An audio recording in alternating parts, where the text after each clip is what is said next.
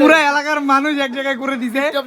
হ্যাঁ ওই যে মোবাইল নিচে ছোঁয়া লেপের ভিতরে ঢুকে টিকটক দেখতেছে, কিন্তু এদিকে মনে করেন যে মাইকিং বাইর করছিল, মাইকিং বাইর করে থানায় যায়, পুলিশের কিবা করে শেষ করে দিছে আমার বাড়ির সামনে।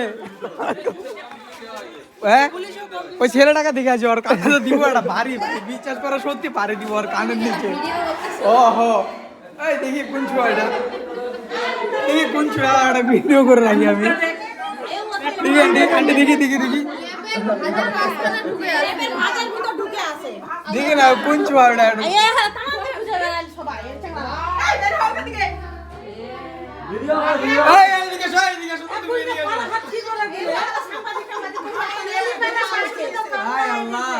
আসসালামু আলাইকুম। আজকে শুক্রবার, তো নামাজ পড়ে আসে শুনি যে আমার বাড়ির পাশে ছেলেটা অনেকে হারাই গেছে।